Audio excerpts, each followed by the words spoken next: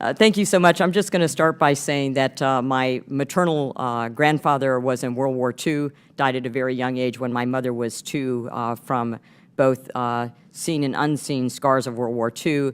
My maternal uncle's ship went down in the Pacific, and he then spent the entirety of his life in his very early 20s at a VA institution prior to his death, never having been with his family. My father served in the Air Force. 6 of my siblings served in the military as well. I'm a 24-year military veteran, and my husband is a 30-year military veteran, both of which we have done deployments and humanitarian efforts, both here in the U.S. and abroad.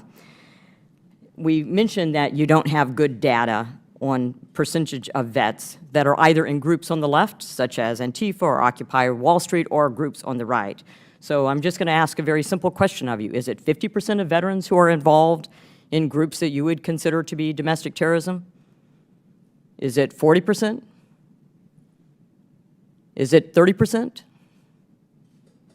Is it 20%? Is it 10%? 1%? Less than 1%?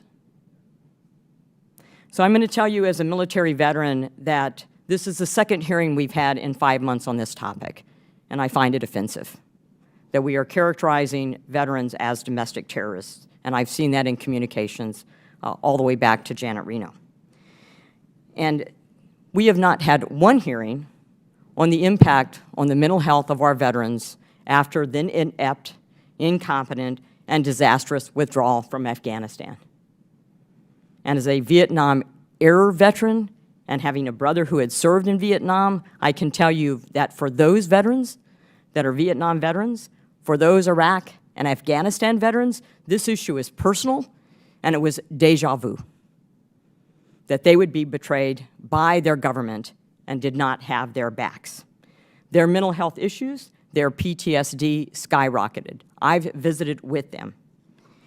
And because of how this debacle has unfolded and this hyper-focus on veterans as domestic terrorists by the VA committee, by veteran advocacy groups, and veteran institutions, and granted, it is an important topic, and we absolutely need to address it, but it has caused mistrust in our veterans.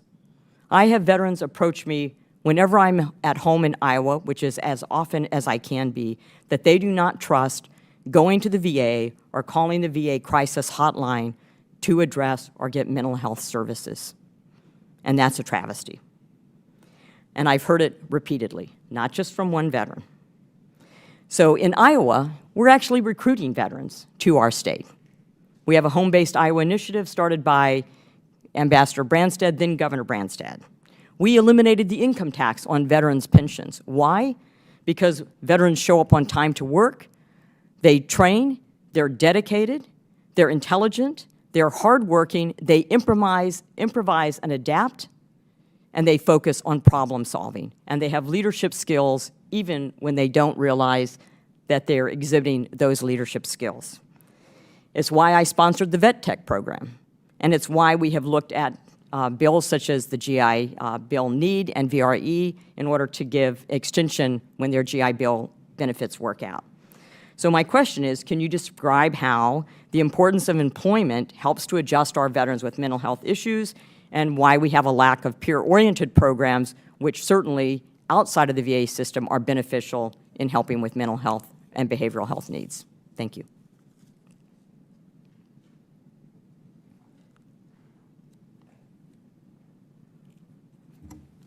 So none of us are here representing the VA, but as a board member of a veteran service organization, we agree that we need to recruit the next veteran. We need to proactively recruit the next veteran for all the reasons that you've described. They're incredible human beings who have demonstrated that they can overcome adversity, that they're mission-oriented and patriotic.